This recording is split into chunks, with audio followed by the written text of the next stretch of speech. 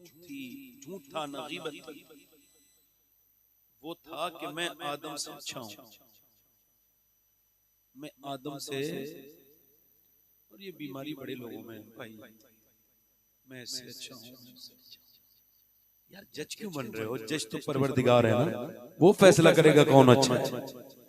हुजूर के जो कलमा पढ़ते हैं सारे लोग अच्छे अच्छे। तो आप खैरियत से हैं? आप लोग ठीक हैं? मुझसे पहले आपने हजरत मौलाना शकील अहमद साहब की बड़ी अच्छी तकरीर समाअत की, अल्लाह उन्हें भी बरकत अता करे। मैं अपनी तकरीर को यहाँ से शुरू कर रहा हूँ और मैं 2-3 शेर पढ़ना चाहता हूँ, अगर इजाजत दे तो पढ़ दूँ। तो जो आप बोल नहीं रहे, सुभान अल्लाह कहने में 90 नेकियां मिलती हैं। ये जुमला जबान पर हल्का है मगर मीजान पर बहुत भारी होगा। ये सुभान अल्लाह, हुजूर फरमाते हैं ये जुमला इतना भारी होगा कि ये एक जुमला अगर अल्लाह चाहे तो इसी से दुनिया को बख्श, दुनिया में जितने भी मुसलमान हैं सबको बख्श अल्लाह अगर चाहे।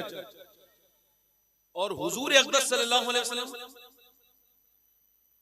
मदीने में एक आदमी बैल पर बैठ गया और बैल को चलाने लगा सवारी की तरह, क्योंकि बैल काम के लिए पैदा किया गया, सवारी के लिए नहीं पैदा किया गया। तो जब इसने ये देखा ना कि ये बैल नहीं चल रहा है, तो इसने उसको मारा, वो फिर नहीं चला। इसने उसे दूसरी मर्तबे मारा, वो नहीं चला। इसने उसको तीसरी मर्तबे मारा, वो नहीं चला।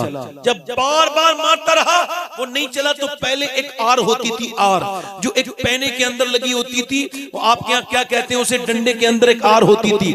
इसने गुस्से में बैल के वो भोंक दी पीछे से, तो गुस्से में जब उसने भोंकी, बैल के पैन हुआ, दर्द हुआ। बैल ने पीछे मुड़ के देखा और देखने के बाद कहा तुझे शर्म नहीं आती?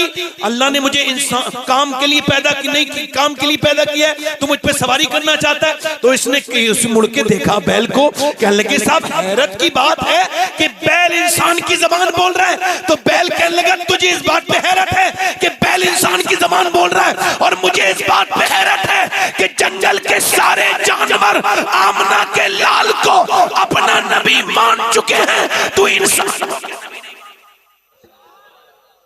इंसान होके नबी नहीं मान रहा? हुजूर के जिक्र में तो बैल भी बोलते हैं। आप जरा बोले ना, आप तो अशरफुल मखलूकात हैं। 90 नेकियां मिलती हैं एक बार सुभान अल्लाह कहने में। मेरी बहनें बैठे, पूरी तकरीर आज सारी की सारी तकरीर औरतों के ऊपर है, मतलब इनकी तारीफ में ही है, कोई मैं इनकी बुराई नहीं करूंगा, ठीक है। ये उलमाए किराम तशरीफ रखते हैं, इन सब उलमाए किराम की मौजूदगी बरकत की वजह बनेगी इंशाअल्लाह। पढ़ दूं 2-3 शेर कारी साहब? पढ़ दें? हाँ ठीक है। वैसे नाते कम पढ़नी चाहिए, मैं 3 ही शेर पढ़ूंगा, चाहे हालात कुछ भी हो। कभी कभी हालात के हिसाब से भी शेर याद आने लगते हैं, है ना, है ना। इंशाल्लाह मेरी नीयत मजबूत है, ऐसा बदलेगी नहीं, क्योंकि मैं गौस पाक के टुकड़े खा चुका हूं, अब मुझे किसी के टुकड़े अच्छे नहीं लगते। पढ़ूं 2-3 शेर? क्या बताऊं कि क्या मदीना है,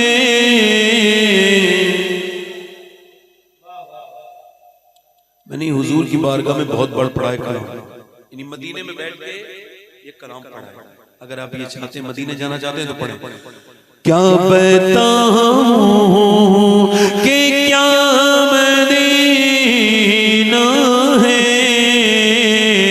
क्या बताऊं कि क्या मदीना है, क्या बताऊं, क्या बताऊं कि क्या मदीना है, क्या बताऊं कि क्या मदीना है।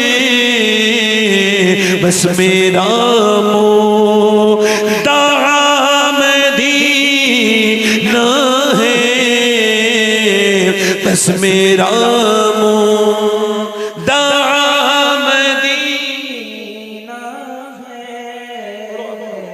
बस मेरा मुद्दा और दुनिया वाली तो दर्द देते हैं, दुनिया वाली तो दर्द देते हैं, दर्द दिल की दवा मदीना है, दर्द दिल की दवा मदीना है। जिसे दुनिया वाले दर्द देते हो ना, और जिसके दवा दिल की दवा ना हुजूर का जिक्र बनता है, वो जरा पढ़े मेरे से। दुनिया वाले तो दर्द देते हैं, दर्द दिल की दवा मदीना है। और एक साहब कह रहे थे, एक साहब कह रहे थे, एक साहब कह रहे थे, एक साहब कह रहे थे मैं मदीने जाऊंगा जब बुलावा आएगा। क्या हुआ? बुलावा, औरतें भी कहती बुलावा आएगा तो जाएंगे। मैं कहता हूँ कचहरी से बुलावे आते हैं जमीन के बेनामे के लिए,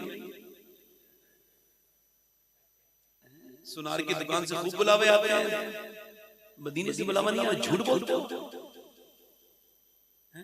एक साहब कह रहे थे नहीं नहीं नहीं, बड़े पैसे वाले बैठे बैठे वही जाता है जिसे हुजूर बुलाते हैं। मैंने कहा पैसा करें, पासपोर्ट बनवा लें, 1 लाख रुपया मुझे दे दे, उसके बाद ये बुलावे उलावे का टेंशन मेरे ऊपर छोड़े, मैं हुजूर से सरकार के बारगाह में अर्ज कर दूंगा, आप परेशान ना हो। आप पर हज फर्ज हो चुका है, उम्रे की दुआएं मांग रहे हैं आप, हैं? जरा गौर तो करें आप। और कुछ लोग बेचारे मदीने जाते हैं तो तस्वीरें खींचते हैं, फोटो बना के फेंक देंगे, इधर को डालेंगे फोटो। अब काबा का पीठ के पीछे तस्वीर खींच दी साहब, इससे बेहतर था तू काबे में नहीं गया था, अदब तो कर रहा था कम से कम। काबा पीछे सेल्फी आगे, काबे में गौसे आजम चल के जा रहे हैं।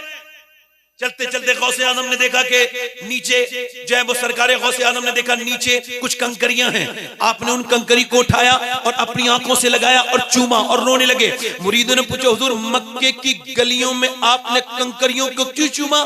फरमाते तुम्हें पता नहीं, मेरे नाना मक्के की गलियों में 53 साल चले हैं, क्या पता कौन से कंकर को मेरे नाना के पांव से निस्बत हासिल हो गई। गुंबदे खतरा पीछे, तस्वीर आगे। आप मदीने गए? मदीने तो आला हजरत गए। जब आला हजरत मदीने में गए ना तो कहने लगे मैं रोऊंगा नहीं, जोर से सिसकियों से रोऊंगा, आवाज नहीं पैदा होने दूंगा। क्यों? कहने लगे खौफ है समा खराची सगे तैबा का, वरना क्या याद नहीं नालो फगहम को। कहते हैं मेरा दिल करता है कि हुजूर के गम में रोऊं, और इतना रोऊं मदीने जाके अपना दर्द बयान करके कि मेरी आवाज बुलंद हो जाए, मगर मैं रोता नहीं। क्यों? कहने लगे इस वजह से मदीने के कुत्तों के कानों को तकलीफ नहीं। मदीने जाने वालों को सुना देना मेरी बात, पहुंचा देना उमरा पे जाने वाले लोग, जो उमरा पे जाते हैं ना लोग, इन्हें मेरी बातें बताना हैं। आला हजरत मदीने से गुजर रहे हैं, कुत्ते ने कुछ मांग लिया, कुत्ता भिखारी होता है। मेरे वालिद कहते थे कुत्ता बगैर झोली का फकीर होता है। तो आला हजरत ने से कुछ दे दिया, और जब दिया ना तो फिर आला हजरत रोने लगे और रोए। अल्लामा ज़ियाउद्दीन मदनी कहते मैंने हुजूर क्यों रोते हैं? तो आपने अपनी नात का मक्ता कहा, आ रहे दिल भी न निकला दिल से तोहफे में रजा, इन सगाने को से इतनी जान प्यारी वाहवा। कहते हैं अहमद रजा ये हिंदुस्तानी कुत्ता नहीं था, मदीने का कुत्ता था। इसका हक ये था कि तू अपना कलेजा फाड़ता, उसके अंदर से दिल निकालता और इसको पेश कर देता, तेरी जान ही तो चली जाती, कम से कम मदीने के कुत्ते का हक अदा हो जाता। एक लड़का मेरे साथ मदीने गया, वापस नहीं आ रहा था, टूर वाला बोला ढूंढ के लाए। मैं गया मस्जिद में बैठा था, मैं चलो भाई, कहने लगा नहीं जाऊंगा। मैंने कहा तुम तो आने के लिए तैयार नहीं थे, बड़ी मुश्किल से आए हो। लेकिन सही साहब जब तक मदीना नहीं देखा था ना बात और थी, अब जब मदीना देख लिया तो बात और है। कहते मदीना छोड़ के नहीं जाऊंगा, फिर मेरी वही दुनियादारी, फिर मेरा वही घर, फिर परेशानियां, फिर कमाने की झंझट, यहाँ तो हुजूर मुझे पाल रहे थे। आला हज़रत फरमाते फिर के गली गली तबाह, ठोकरे सबकी छाए क्यों, दिल को जो अक्ल दे खुदा तेरी गली से जाए क्यों। और बार न थे हबीब को पालते ही गरीब को, रोए जो अब नसीब को कहो कि चैन गवाए क्यों। काबे में गया था तो रोता अब तौबा करता, अपने गुनाहों को याद करता। तस्वीरें बनाने के लिए सेल्फी लेके कुछ तो मौलवी नजर आने वाले लोग भी अपने आप को लाइव चलाते हैं काबे में, उनको शर्म नहीं आती। न जाने कितनी उनको चाहिए शोहरत, कितनी शोहरतें चाहिए उन लोगों को। मेरी तरफ देखो और गौर करो। मदीना शरीफ की में जाकर के अपनी तस्वीर लगाई, इंस्टाग्राम पर, फेसबुक पर अपनी तस्वीर लगाई, अपने स्टेटस पे, व्हाट्सएप पर, कोई मुझे लाइक कर दो, कोई मुझे शेयर करो, कोई मुझे यूट्यूब पर देखो, मैं मदीने में हूं मुझे लाइक करो। बेवकूफ, अरे मदीने में भी दुनिया वालों से लाइक मांग रहा है। अगर अक्ल होती तो दुनिया वालों से लाइक ना मांगता, एक लाइक मदीने वाले से मांग लेता। एक लाइक, एक लाइक, बोले तो सही, बोले तो सही, सुभान अल्लाह। एक लाइक। और सुनो, मदीना ऐसी जगह है जो एक मर्तबा मदीना जाता है ना, बार बार जाता है। नौजवानों देखो, अब मेरी बात सुनो, ये मोबाइल पुराने हो जाएंगे मगर मदीना देखो, आखिरत की तैयारी हो जाएगी। जाओ, जवानी में जाना है हज का। ये जो लोग बुढ़ापे में बेचते हैं ना अपने माँ बाप को, तवज्जो है कि नहीं? अब ये सुन लो मेरा जुमला, ये जो बुढ़ापे में अपने माँ को बेचते हैं, हज इन पे फर्ज होता है, भेजते माँ बाप को है। एक तो माँ बाप पे फर्ज है, हज फर्ज नहीं है, तुम पे फर्ज है, क्योंकि उनके पास सेहत नहीं है, और सेहत पहली शर्त है हज के लिए।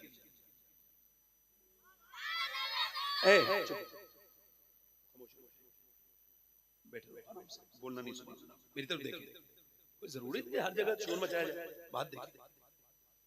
अब वो जब आप छोड़ के आए अपने माँ बाप को हज करने के लिए, और वो एयरपोर्ट पे जाके बेवकूफ बन रहे हैं, उन्होंने कभी फ्लाइट में बैठे ही नहीं। अब वो इधर सामान लेके घूम रहे हैं इधर को, अब बगैर इमिग्रेशन के वो फ्लाइट में बैठने जा रहे हैं, उन्हें धक्के मार के आया इधर क्यों आ गए, उधर जाओ। अब उन्हें परेशानी हो रही है। ये तो एयरपोर्ट से शुरू हो गई, वो उतरे, मैंने अपनी आंखों से देखा है मिना में और अरफात के मैदान में, मैंने अपनी आंखों से देखा है, बीबी ने अपने शौहर से कहा चल आता रहना, मैं जा रहा हूं। जवान बीबी ने ऐसे हालात होते हैं, और ये बूढ़े, इन्हें कोई पूछने वाला नहीं होता, जुल्म करते हैं।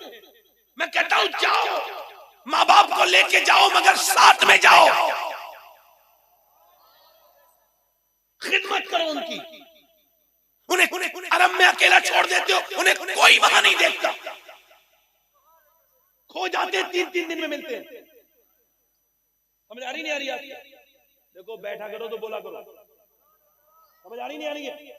हाँ, बोला करो, बोलने वाला अल्लाह को पसंद है। हाँ, वरना जलसों में नहीं आना चाहिए। आपको कोई बुलाने जाता है क्या?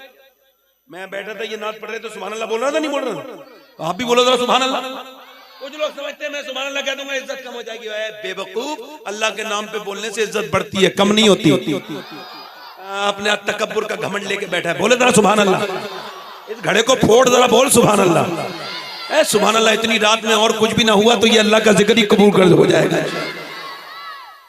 मदीने जाओ, मगर मदीने आशिक बन के जाओ। ये जरा गौर तो देखो आप, और लोग जाते हैं, जरा गौर करें आप। जो एक मर्तबा नैनीताल जाता है वो कहता है मैं नैनीताल नहीं देखूंगा, मैं शिमला देखूंगा। शिमला वाला कहता है मैं जो है ना अब शिमला नहीं देखूंगा, मैं मसूरी देखूंगा। मसूरी वाला कहता है मैं मसूरी अब देख चुका, अब मैं बाद ये कश्मीर देखूंगा। कश्मीर वाला कहता है ले लद्दाख देखूंगा। लद्दाख वाला कहता है मैं जो है वो मालदीव देखूंगा। जो मालदीव की खूबसूरती देख लेता है वो कहता है मैं स्विट्जरलैंड देखूंगा। जो स्विट्जरलैंड देख लेता है वो कहता है मैं हॉलैंड देखूंगा। हॉलैंड वाला कहता है न्यूजीलैंड देखूंगा। न्यूजीलैंड वाला कहता है मैं अमेरिका देखूंगा। मगर जो एक बार मदीना जाता है वो कहता है बार बार मदीने जाऊंगा। उठ के जाओ कहाँ मदीने से, क्या कोई दूसरा मदीना है, क्या कोई दूसरा मदीना। देखो अब मेरी तकरीर यहां से शुरू हो रही है। मैंने 3 शेर कहे थे, क्योंकि मैं खुद भी शायर हूं, अल्लाह का शुक्र है। हालांकि बहुत बड़ा तो नहीं, बहुत छोटा सा था। मैं 3 शेरों का मतलब समझता हूँ 6 मिसरे होते। समझ आ रही नहीं? मैं इतनी देर नात पढ़ता हूँ जितनी देर मुकर्रर के हुक्म से बाहर ना जाऊं। अब मैंने अपने 3 शेर पढ़ दिए, अब मैं अपनी तकरीर शुरू करूं। तकरीर का मेरी उन्वान है बच्चों की परवरिश।